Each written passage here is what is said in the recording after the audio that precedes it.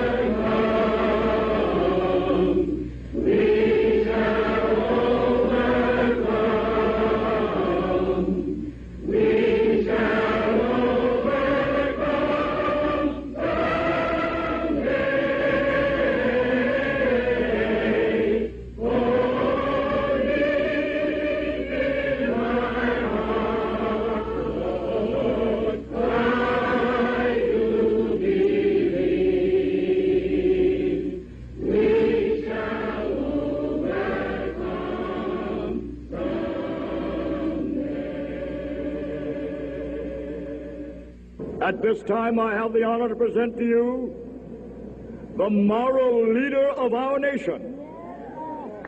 I have the pleasure to present to you Dr. Martin Luther King, Jr.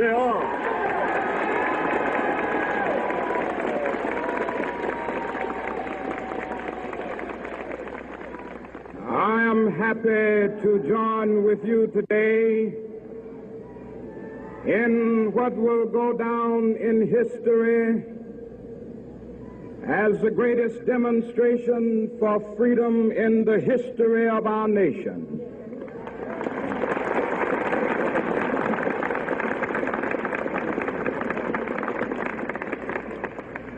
Five score years ago, a great American in whose symbolic shadow we stand today signed the Emancipation Proclamation. This momentous decree came as a great beacon light of hope to millions of Negro slaves who had been seared in the flames of withering injustice. It came as a joyous daybreak to end the long night of their captivity. But 100 years later, the Negro still is not free. 100 years later, the life of the Negro is still sadly crippled by the manacles of segregation and the chains of discrimination. 100 years later, the Negro lives on a lonely island of poverty in the midst of a vast ocean of material prosperity. 100 years later, the Negro is still languished in the corners of American society and finds himself in exile in his own land. And so we've come here today to dramatize a shameful condition. In a sense, we've come to our nation's capital to cash a check. When the architects of our republic wrote the magnificent words of the Constitution and the Declaration of Independence, they were signing a promissory note to which every American was to fall heir. This note was a promise that all men, yes, black men as well as white men, would be guaranteed the unalienable rights of life, liberty, and the pursuit of happiness.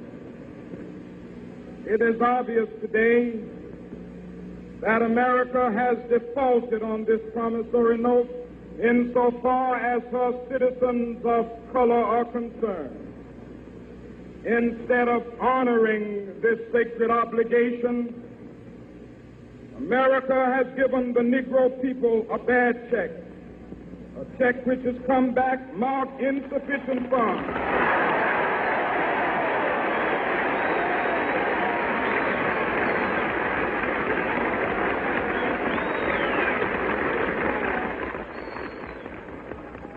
But we refuse to believe that the Bank of Justice is bankrupt. We refuse to believe that there are insufficient funds in the great vaults of opportunity of this nation. So we've come to cash this check, a check that will give us upon demand the riches of freedom and the security of justice.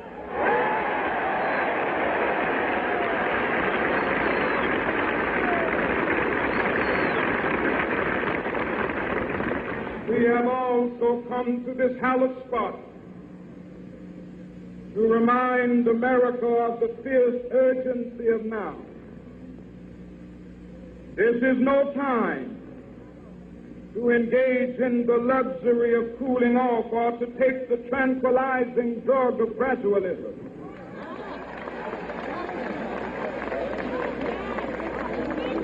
Now is the time to make real the promises of democracy. Now is the time to rise from the dark and desolate valley of segregation to the sunlit path of racial justice. Now is the time to lift our nation from the quicksands of racial injustice to the solid rock of brotherhood. Now is the time to make justice a reality for all of God's children. It would be fatal for the nation to overlook the urgency of the moment. This sweltering summit of the Negro's legitimate discontent will not pass until that is an invigorating autumn of freedom and equality. 1963 is not an end, but a beginning. And those who hope that the Negro needed to blow off steam and will now be content will have a rude awakening if the nation returns to business as usual.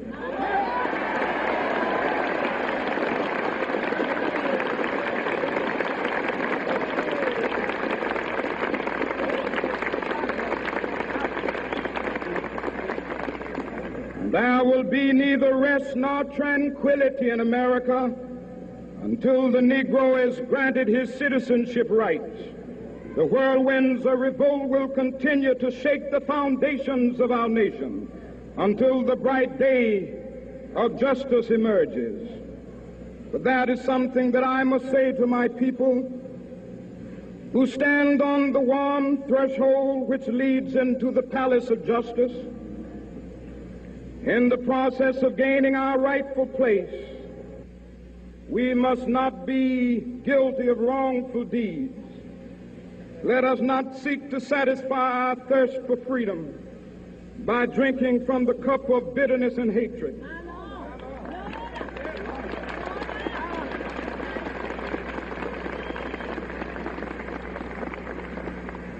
We must forever conduct our struggle on the high plane of dignity and discipline. We must not allow our creative protests to degenerate into physical violence. Again and again, we must rise to the majestic heights of meeting physical force with soul force. The marvelous new militancy which has engulfed the Negro community must not lead us to a distrust of all white people. For many of our white brothers, as evidenced by their presence here today, have come to realize that their destiny is tied up with our destiny.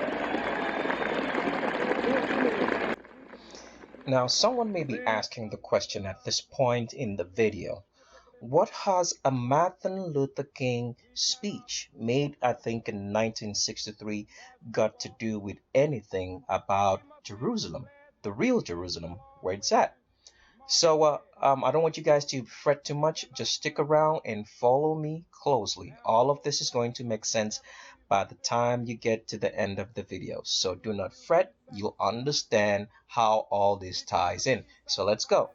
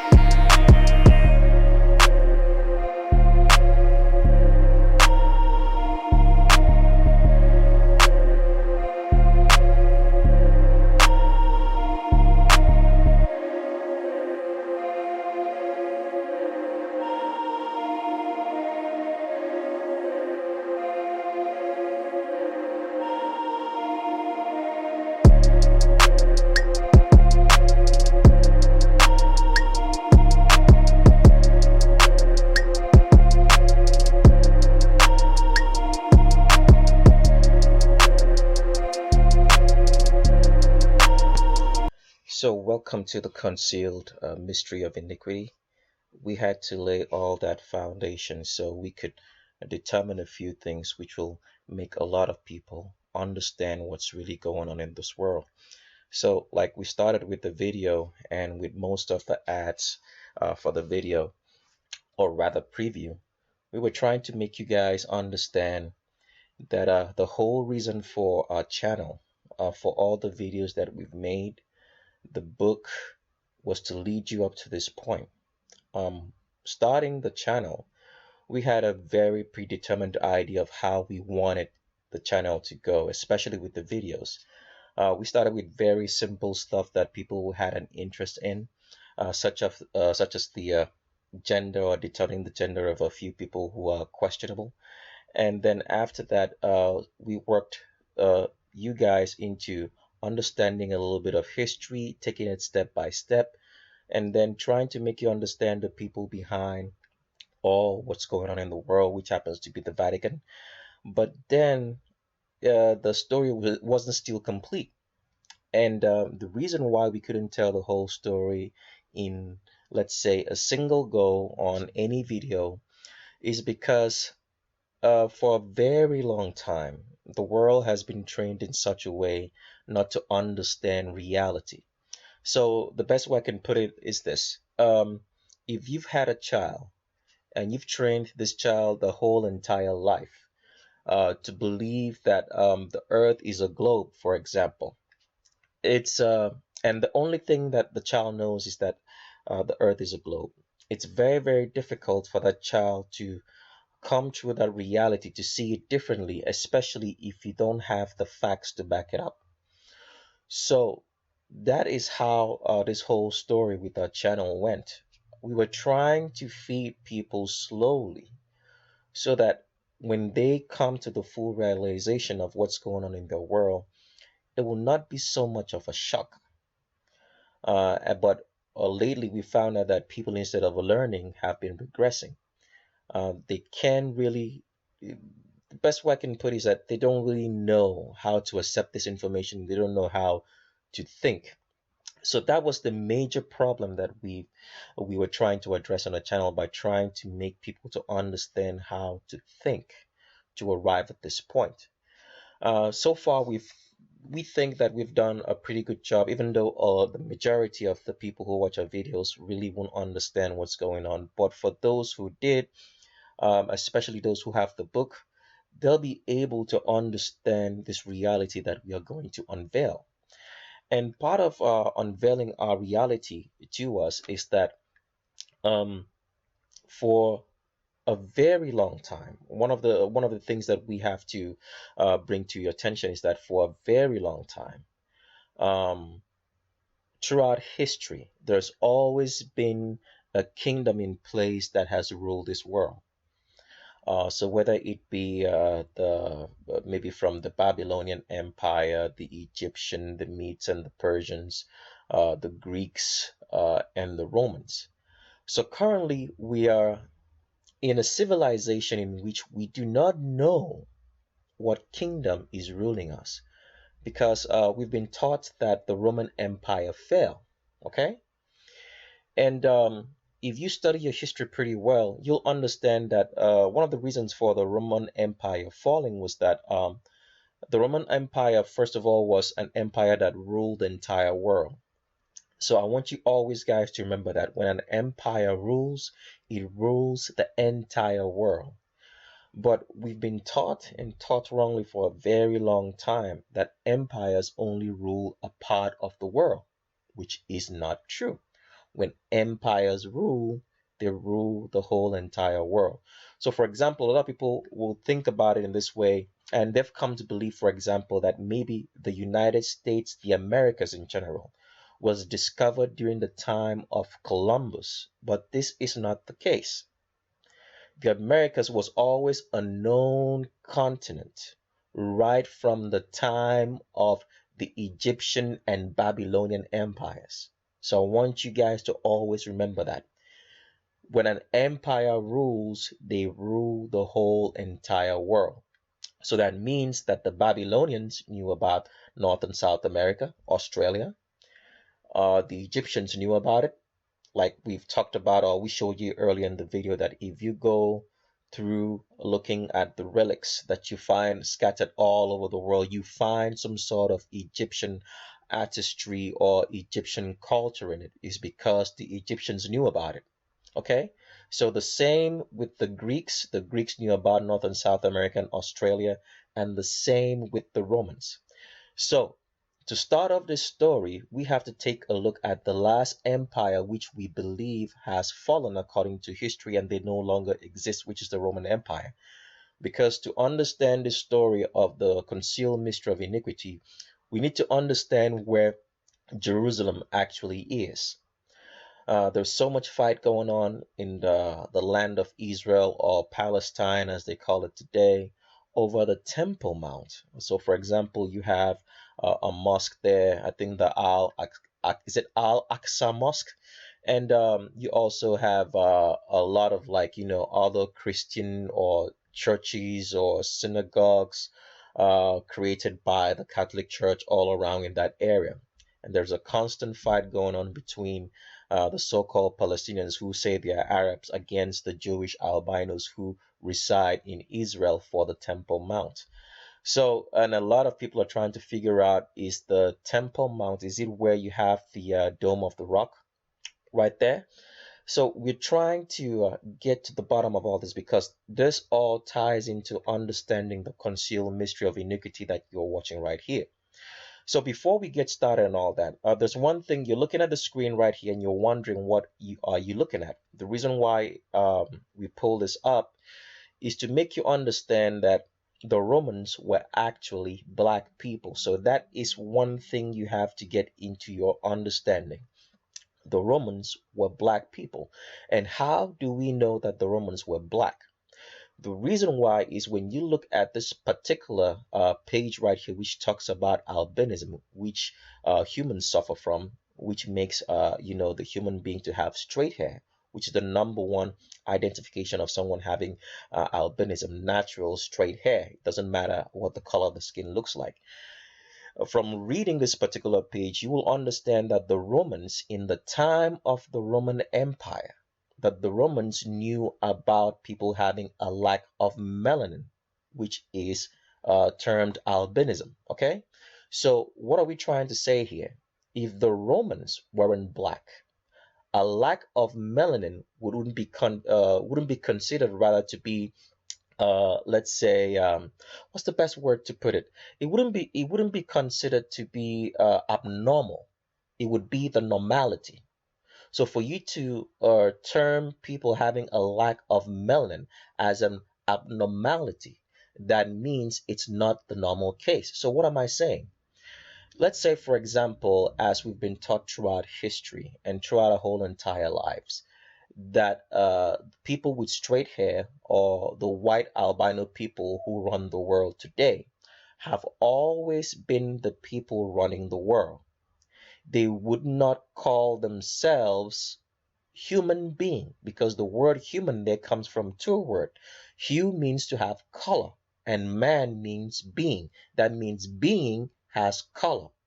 So if the white albino elite, anybody with straight hair who are running the world today, and who are responsible for organizing our world the way it is, if they were the ones who started human life, and human life came from them, then the world wouldn't be human.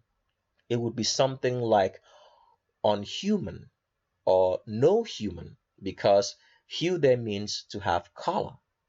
So in the same way, if the Romans right here called people, all right, albinos, because they lack melanin, because the word white comes from the Latin term albus here. And albus here means a lack of melanin. I'm going to read that to you very quickly. So let's read this so we can continue on and discover and find out for sure if Jerusalem and the Temple Mount is where the current fight is going on between the Israeli Jews, the albino Jews, and the Arab albino people, which is a galvanizing point in our modern history. and everything seems to be looking up to, that that is the major problem in our world right here. So let's read this first so we can continue on and keep asking questions and trying to find out so that we can all understand this story. So I start reading. Um, it says here, albinism results from inheritance of recessive gene alleles and is known to affect all vertebrates, including humans. It is due to absence or defect of tyrosinase. But I don't want you guys to read too much meaning into this.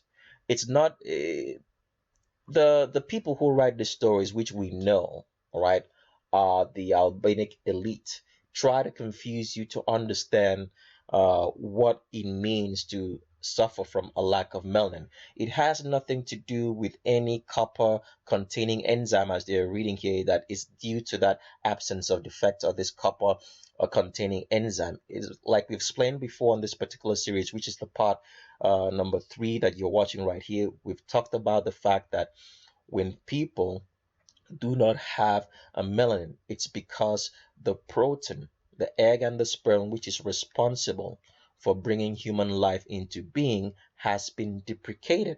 And when that information is deprecated, the body does not know how to produce melanin, which is actually carbon from the food and the sunlight, that which helps to produce that.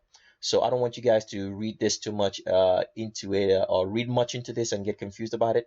So all you have to understand is this, that a lack of melanin is caused by deprecation of the human sperm and human egg, which is protein, because siblings, people of the immediate family, inbreed, and that causes that deprecation. So I want you to remember that. So let's keep on reading. Since you already know that in humans, that a lack of melanin causes albinism. All right, so let's just keep on reading. It says, unlike humans, other animals have multiple pigments, and for this, albinism is considered to be a hereditary condition characterized by the absence of melanin, particularly in the eye, skin, hair, scales, feathers, or cuticle. While an organism with complete absence of melanin is called an albino, an organism with only a diminished amount of melanin is described as leucistic or albinoid. The term is from the Latin albus, white. So what I want you to concentrate on is this particular line or verse here. It says the term is from the Latin albus, white, which means Latin was spoken by the Roman Empire. All right. So if being albinoid or albinic, all right, was the normality. That means if the Romans were, all right, white people as is being portrayed today in TV and throughout modern era, if they were white, they would not coin a term, all right, to show that having a lack of melanin or being white is some sort of deficiency. So I hope you guys understand what I'm saying so far. So that is what makes sense right here, that the Romans were not white. Otherwise, being albinic wouldn't be an abnormality that they have to define a term for it. So I want you guys to understand that. So if you have that understanding, we can now move on forward into explaining some other things. So all of this starts to make sense, because we want to start looking at the reasons for all the empires that have existed, why they fell, and how because the last people to know the location of Jerusalem was the Romans, because they destroyed it themselves according to history. So let's find out if the Temple Mount where it is today, the location of where the Hebrew temple was, is the actual location that is being fought over today for authority, to have authority over it, between the Arab albinos and the Jewish albinos today, is actually the place where it does exist. So let's look into all this and keep going so that you can understand this story and how it all ties in with Martin Luther King that we showed you earlier in the beginning of the video. So let's do that.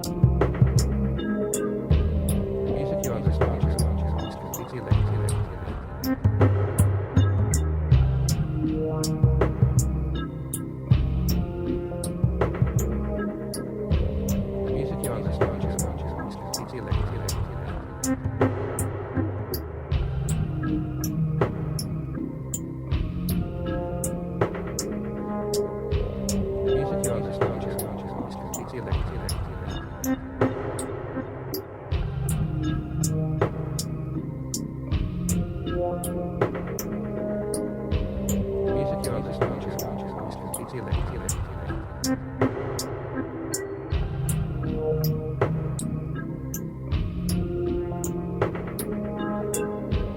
music you are listening to is completely electronic.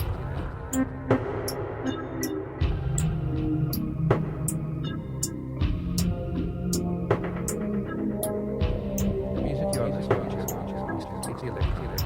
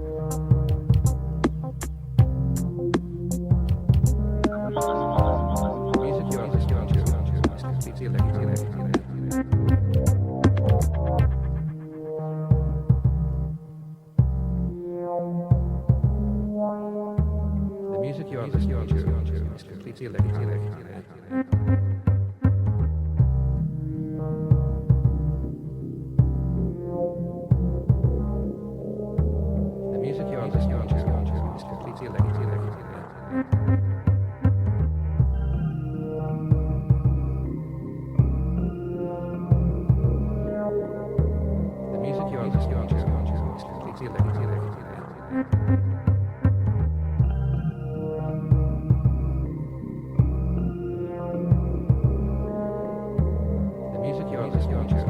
completely electronic.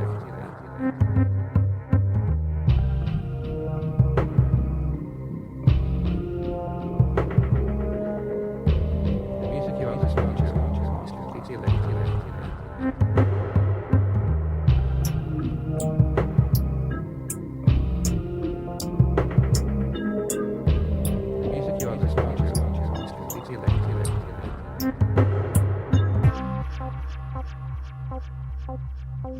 So we laid a basic foundation because we're trying to get to answer the question if the Jerusalem that's currently being fought over in the land of Palestine between the Jewish albinos and the Arab albinos today, where we have the Dome of the Rock and the Al-Aqsa Mosque, is the actual location for Jerusalem and the Temple Mount itself, which is Mount Zion. The reason why we're going this route is because the last known kingdom to be in this world at the time of the second destruction of the temple in Jerusalem was the Roman kingdom. And so we're trying to come to grasp with the fact, why do kingdoms exist?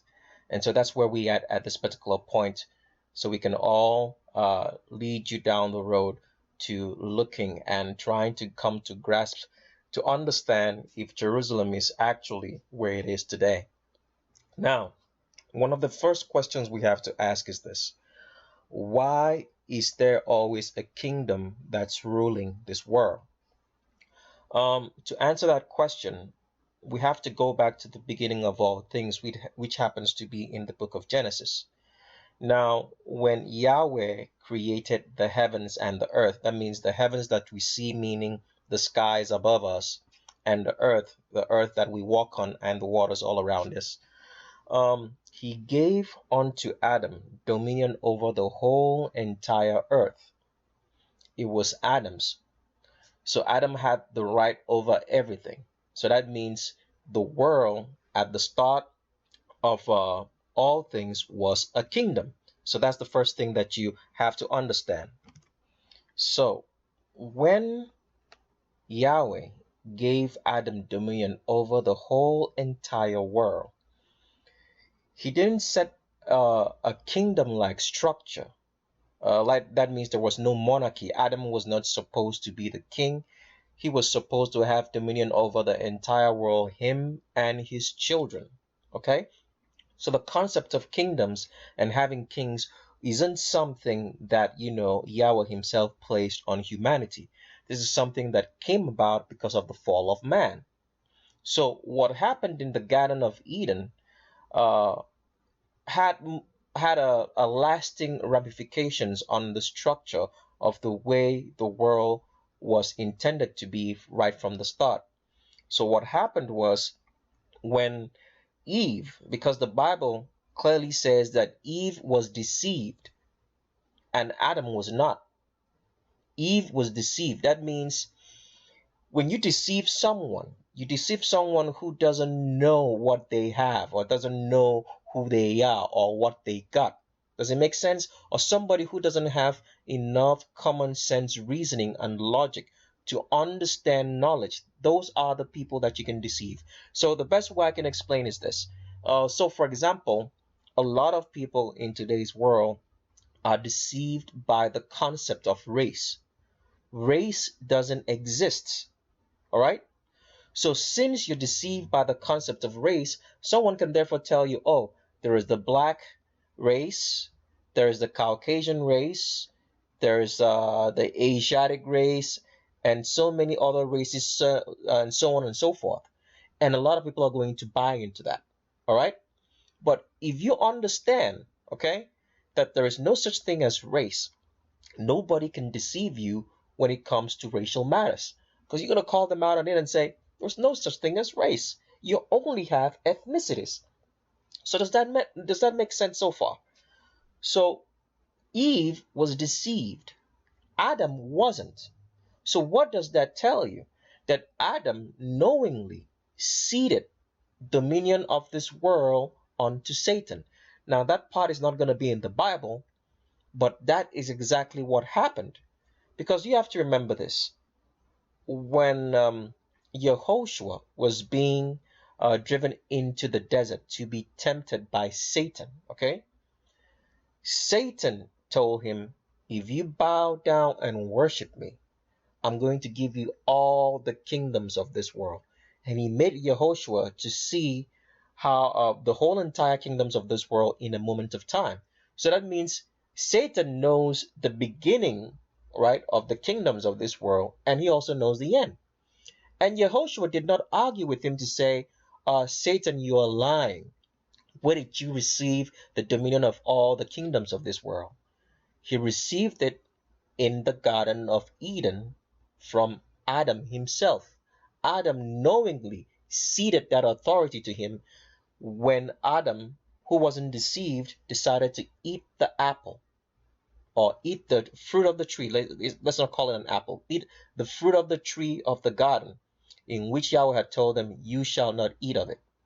So let me take you to a portion of that Bible where Satan actually tells Yehoshua that all the kingdoms of this world had been ceded, had been given unto him, and if Yehoshua should bow down and worship him, that he's going to give him all those kingdoms. So let's visit that part first so we can continue. So the portion that I'm going to be reading from is from the book of Matthew, chapter number 4. I'm actually reading from the Complete Jewish Bible this time around, and I'm reading from verse number 8. It says, once more the adversary, which means talking about Satan himself, took Yehoshua up to the summit of a very high mountain, showed him all the kingdoms of the world in all their glory. So Satan here is showing Yehoshua all the kingdoms of the world. That means right from the start, let's say all the glory of the world before the flood, all right? The world from the start of the flood, starting at the first Babylonian Empire, down to the Egyptian, down to the very last empire, which according to the Bible is the Roman Empire, all right? And we're going to show you all that in a minute or two. So Satan showed Yehoshua all of these kingdoms in a moment of time and said, if you shall bow down and worship me, right, I will give it to you. And Yehoshua said, away with you, Satan. Yehoshua told him, for the Tanakh says, worship Adonai, your Elohim, Elohi, and serve only him. Now, one of the very specific places that this particular portion of the Bible makes a very good understanding of what was going on here, because we've talked about this in our book, The Concealed Mystery. And for those who are ready, which we hope are going to watch this video, also have the book, they'll better understand this particular verse. And that's reading from verse number 7 right here in the Complete Jewish Bible. You can also read it from the Geneva Bible as well as the King James Bible. But here in the Complete Jewish Bible, it puts it in such a way that you understand exactly what we talked about in our book, The Concealed Mystery. This verse 7 here says, Yehoshua replied to Satan, but it also says, do not put Adonai, your God, to the test. So for those who have the Concealed book, the Concealed Mystery, the book rather, they'll understand that Satan wasn't supposed to be the God of this world as he is today, because the Bible says that Satan is the God of this world. Okay? So Satan wasn't supposed to be the God of this world. He became the God of this world by usurping authority and doing what he was not supposed to do. Because we've explained that in the book The Concealed Mystery before, that Satan is a test instructor for this world. So you can understand this idea better when you read the book of Genesis. I'm not going to go into too much explanation. For those who have the book, they'll understand it fully. The best way I'm going to explain this is this. Let's say you are a manufacturer. That means you create something. And you create, let's say, the best example I could give here is a car. All right? When you manufacture a car, you have to put the car through a test to make sure that the car meets, all right, the design qualifications for what you intended it for to do. So that means if you design the car and you wanted the car to be performing in snow, in hot weather, and performing maybe on like sand, gravel, platforms, and also driving on asphalt, you're going to put the car through all those tests to make sure that it can perform in all those conditions. So in the beginning of this world, after creation, okay, Yahweh created man in order to make sure that man would be able to function in the capacity that him, Yahweh, had designed him for. He had to be tested. So Satan was a test instructor. He's still the test instructor in this world, but a lot of people don't know that. Okay? So what happens here is this. Satan did not test man according to the instructions that Yahweh laid out for him, even though he's still testing the world. He usurped authority and deceived Eve and deceived man and took dominion of this world. So that is what Yehoshua is trying to explain here in chapter number 7 in Matthew in verse number 7 of Matthew chapter number 4, when he said, "Do not put Adonai, your creator, to the test."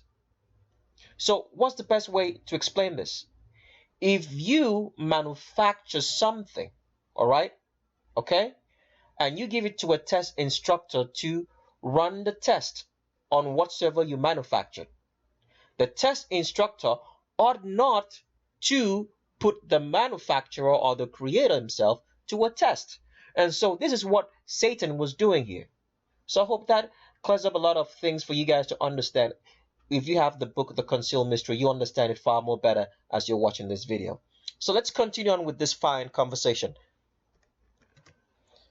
So as we explained earlier, the concept of kingdoms wasn't something that Yahweh intended, all right? Now, the reason why kingdoms came into play, all right, was because of the fall of man. The fall of man, number one, because the fall of man corrupted man. So man, instead of functioning in the capacity which Yahweh had designed him to be, was now functioning in the capacity that the devil, which has corrupted him.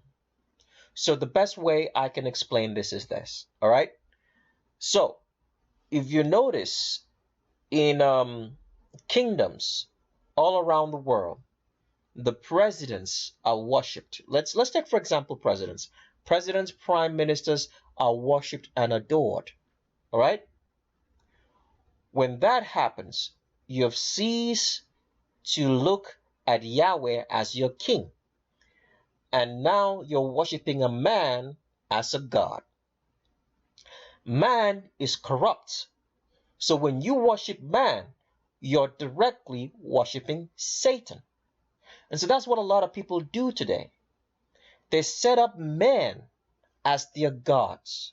Your presidents, your speakers, directors of companies, or your great playwrights, so people who talk to you, your movie stars, so on and so forth.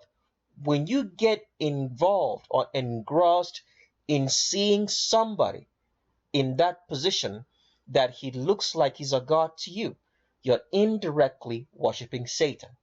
So that's where the corruption comes in. Okay? So I want you guys to understand that first. Now, getting onwards, what happened is this. Now, for those who have the book, The Concealed Mystery, they'll understand this better. But for those who don't, you have to go get the book, because I'm gonna be talking like you guys have the book right in front of you. Okay? So to start this conversation, to understand kingdoms, because people don't understand the word king and what it means. So if you watch the video, we try to explain that. A king means a champion, a chief, all right? So how did kings become rulership over kingdoms? It comes down to this very verse that you're looking at, and I'm reading from Genesis chapter number 6. I'm reading it from the Geneva Bible, all right? This is a very telling verse in the Bible. A lot of people do not understand it because they've been tricked, right, by the pastors and so-called pastors, and by the false signs of albino supremacy that's running our world, not to understand this particular verse that's highlighted on your screen. But I'm going to make you guys understand it perfectly well today. Now, it says here, there were giants in the earth in those days. I'm going to break down that first statement very, very well. What you have to understand is this. Man was not always 6 foot tall. All right? Man was not always 6 foot tall as the average height today. Way back in the day, from the times of after the flood, right? For a long time, until the Greek Empire, all right? Man's height was not always an average of 6 foot tall. There were men who were taller than 6 foot, some as tall as 9 foot, and so on and so forth. When you get the book, The Concealed Mystery, you'll understand that far better. We don't have time to be explaining too much of that right here. But I want you to understand this very first sentence here in Genesis chapter number 6, reading from verse 4, that there were giants in the earth in those days, right? The next statement says, yea, and after that the sons of God came in unto the daughters of men. So this yea here, all right, is telling you and that after that there were still giants. But this part here that is explaining that the sons of God came unto the daughters of men is saying that the sons that were born, all right, to these angels who came from heaven and mated with human women were even greater giants. So does that make sense? So the best way I can explain this is this. If, let's say, average height of man in this world is 6 foot tall, all right? When the angels, the fallen angels, came from heaven and mated with human women, black women, all right? Because remember, we're all black, all right? What happened is that the children that they gave birth to, their average height was probably 9 feet tall. That's just an example. So that's what I'm explaining in this particular verse. And let's continue reading. It says, and they had borne them children. It is still explaining what happened to these children, that children of the fallen angels with human women. It says, these were mighty men. The word mighty here is from a Hebrew word which means chief, champion. All right? So what does this mean? It says that these were champions of men. So champions of men here means kings. So that's where the word comes from, a champion. Now, how can someone be a champion? You can only be a champion when you get into a fight. So let's say, for example, you guys watch the UFC and you watch maybe boxing competitions, you watch mixed martial arts competitions, you watch wrestling competitions. So what happens is that you get into a fight, all right, and you fight every possible contester out there who wants to be champion. And when you defeat all those people, you are made to be champion. You are called the champion of men, the king of men. Now, what I'm explaining here was particularly displayed in the movie called Black Panther, which we are yet to do a special series on because we told you guys we'll do that, but we haven't had time to come around that, but we will do that. If you watch the movie Black Panther, you would find out that there was a contest in which the king, or the so-called king, would have to fight against someone who would contest for the crown. And when he won that contest, he was declared king.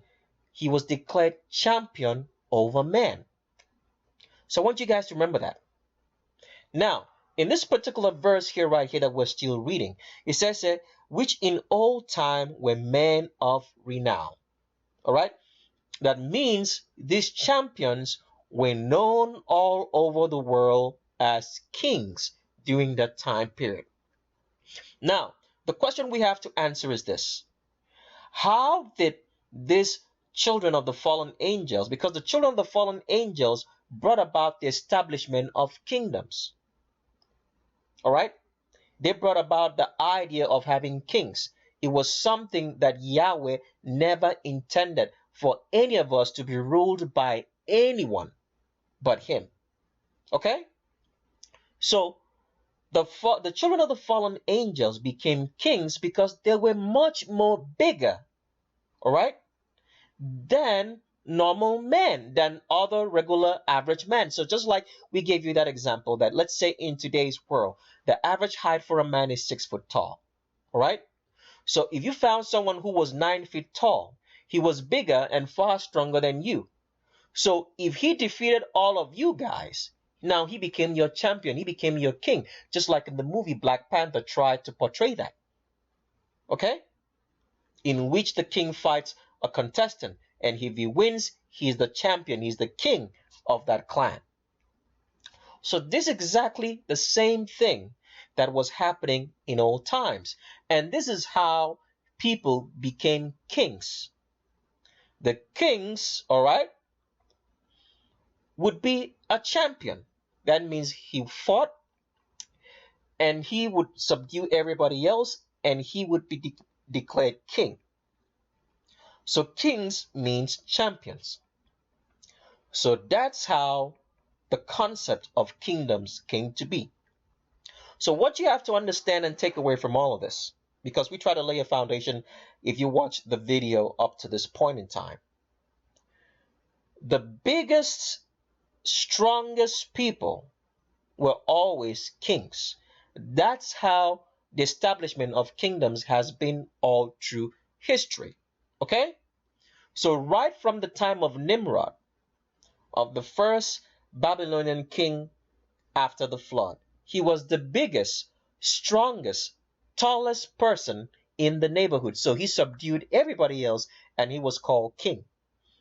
All right? So the kings were always the biggest, tallest, strongest guys. Okay? So I hope you guys understand that. Now, something happened. Yahweh did not like the idea of kings because kings exuded tyranny. Right? They were tyrants. They would put people in slavery and do all sorts of things, even as is happening today. So that's why there's so much suffering in today's world, because we're still being ruled by kings, which a lot of people have no idea who they are, which we are going to show you on this video, and you're going to fully understand the concept of kings. So Yahweh did not like the idea of having kings, because why? Man, first of all, is fallen in his corrupt state. The worship of man is indirectly worshiping the person who made him corrupt, which is Satan. And wherever Satan goes, there's always going to be misery. So kings were an embodiment of Satanism in himself. Okay? So Yahweh did not like that idea. All right? Of kings running people, because they became tyrants. Now, one of the things that you guys have to understand is this. There is only 2 kingdoms, all right, that Yahweh himself has ever built. Well, the first kingdom that Yahweh built was Egypt. Egypt was not a kingdom until Yahweh built it. A lot of people may now get into that question is, how is it possible? Because it seems like every evil thing that we hear today comes out of Egypt. For example, Freemasonry. Okay? But you have to understand that Egypt was first a kingdom built by Yahweh. And how did he build this? He built the Egyptian empire and the kingdom all around the world using the man they call Yosef. So people will call him Joseph, but I'm trying to pronounce the name right because the letter J doesn't exist, all right?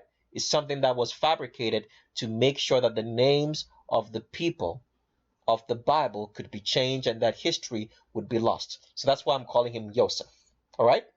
Now, Yosef was the one who built, all right, the whole entire kingdom of Egypt. And as we've told you before, all right, when kingdoms rule, they rule the whole entire world. So Yosef, Yahweh used Yosef to build the kingdom of Egypt, which ruled the entire world. And let me show you that with proof from the Bible so you can see how all this happened. Now, what was the synopsis for, how Yahweh used Yosef to build the kingdom of Egypt, which ruled the whole entire world? And what you guys have to understand is this. The word Egypt is a Greek word. The name for the ancient kingdom of Egypt wasn't Egypt. It was called Kemet or Tamari, and both meant the land of the black. So I want you guys to put that in memory. Now, to understand how this all happened, you have to remember that if you read the book of Genesis, that Yosef had a dream that he was made to be king over his own tribe and his parents and whatsoever they had. And Yosef was, because of that dream, his brothers sold him into slavery into Egypt. Now in Egypt, Pharaoh had a dream. He couldn't interpret what the meaning of the dream was. And Yosef came out and interpreted the dream for Pharaoh. And from there, Pharaoh made Yosef to be his first in command.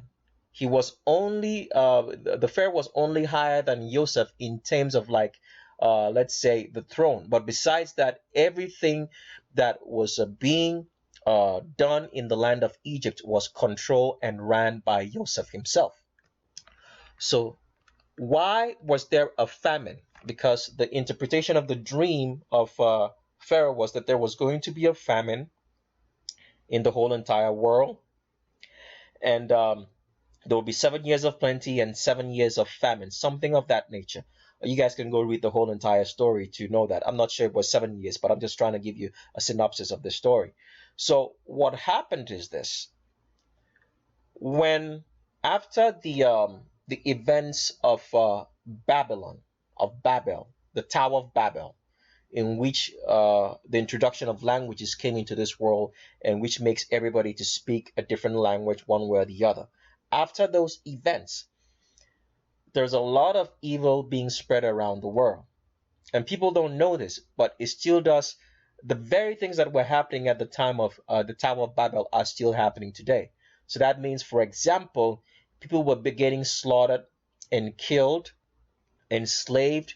There was so much evil, continuous evil. And Yahweh was getting tired of it. All right? He was getting tired of seeing so much rampant evil. Now, the evil during that time is not what I would say that we can't even compare it to what's going on now. It was terrible. People were killing children, murdering babies, blood sacrifices. It was everywhere. So when the way Yahweh dealt with things back in that time was he would just try to always cleanse the earth of evil by annihilating wicked folk. All right? So the only way he could do it this time was to have a famine, to send a famine into the world. Famine here meaning that there were no rains coming in, all right? So the plants wouldn't grow, there wouldn't be any harvest. But he revealed this thing to a Pharaoh in Egypt. Now, why did he reveal this to a Pharaoh in Egypt? Because the Pharaoh of Egypt at that time was worshiping Yahweh. That is why. He was trying to be a just king. All right? Now, here's what you have to understand. When Pharaoh had that dream, the only person who could, all right, interpret that dream was Yosef, because Yahweh was trying to extinguish the wicked people and make them come back into the knowledge of Yahweh himself. And that's what usually happens in most cases. When the land becomes so wicked, all right, things start getting very rough and very tough. And then people start crying out to Yahweh in order for the wickedness to be removed, or the wicked kings. That's the best way I can put it. So what now happened was Pharaoh had a dream, and Yosef had the interpretation of the dream, which was there are going to be years of plenty and there's going to be years of famine. So we are going to start building stuff, all right, in order to prepare for those years of plenty and store up whatsoever we have in those years of plenty for the years that there is going to be a famine. All right. So that is how Yahweh built Egypt, through Yosef. Now, something particular happened in this particular story. Now, remember we told you before that kings were the biggest, tallest guys in the land. Because they were bigger and taller, they could beat anyone in any fight and remain king. So when Yosef was introduced into being a king, Yosef was the first person who was not tall, who was not a giant in the land of Egypt. And let me show you some pictures so you guys can understand how history is always being hid right in front of your eyes, but you guys don't understand what you're looking at. And let me show you that. So what you're looking at right here in front of the screen is an Egyptian relief that you could find if you go to Egypt. You guys have probably seen these pictures a million times over, but you couldn't understand why the drawings of some of the Egyptian relief would rather portray men to be so huge and tall. So what you're looking at right here is an Egyptian king, or pharaoh as you would say.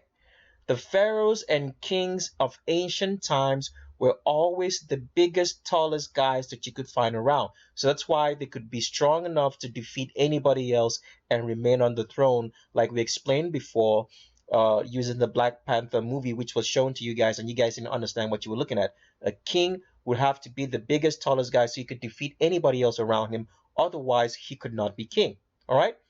So when you're looking at the pictures of the drawings of these Egyptian statues and whatsoever, you see them portrayed to be very tall and huge. That's because they were giants. Giants built the kingdom of Egypt under the administration of Yosef.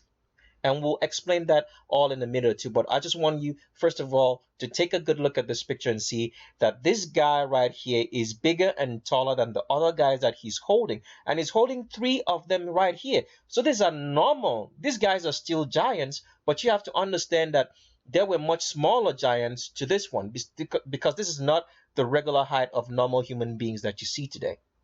So for you to be Pharaoh, you needed to be a giant. For you to be king in the ancient times, you needed to be a giant, the biggest, tallest guy. So if you read all through the histories, especially in the Bible, for example, when David defeated Goliath. Goliath was a giant. That means he was a king. When a number of David's men defeated somebody like it was called the Og of Bashan. They mentioned how tall the guy was and some cousins of Goliath. That's because those were kings. So in the history of our world, the first people to introduce the idea that you didn't have to be a giant to stand up to a king or be king was Yosef, a Hebrew. So I want you to put that in memory. And let's show you some pictures that you guys have been looking at, but you don't understand what you're quite looking at. And we'll explain what that picture means. So let's do that.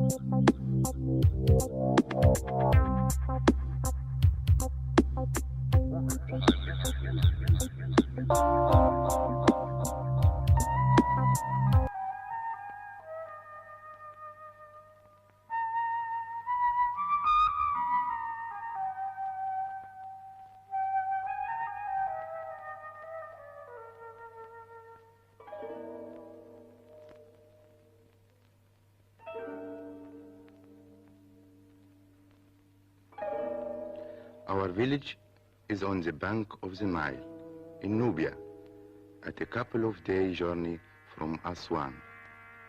200 people used to live here, but today the village is empty. I often used to sit on this mastaba outside my house with Yosef, Mustafa, and the others. Now they are all gone. I am the only one left. When the government official came down here and the village chief, the Omda, told us that the whole village was going to be submerged, we all laughed. But the high dam, the Sad al-Ali, was being built. The water began to rise higher and higher. A boat arrived to take us away. You must leave the village, the Omda said. The government has houses and work for you in Komombo. The men grumbled and the women wept, but they left. Only I stayed behind. I want to go to the south where my father grew up.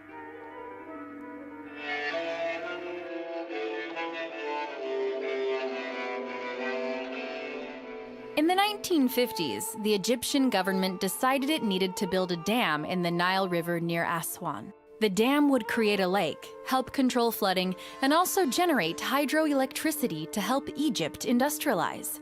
There was one problem, though, and it was a big one.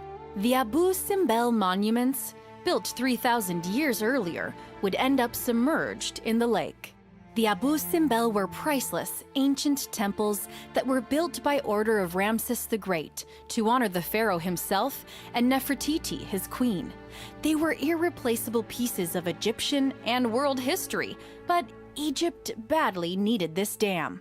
It took international cooperation to salvage the temples, and the massive moving job began in 1964. Under the guidance of UNESCO, both temples were cut carefully into large blocks, which weighed up to 30 tons, dismantled, moved, and reassembled at a new site, high above the new High Aswan Dam. The entire undertaking took 4 years of skilled engineering and was so carefully done that when it was finished, the seams in the stone weren't visible from the outside. In the end, Egypt was able to build the High Aswan Dam and Lake Nasser, and keep its ancient treasures.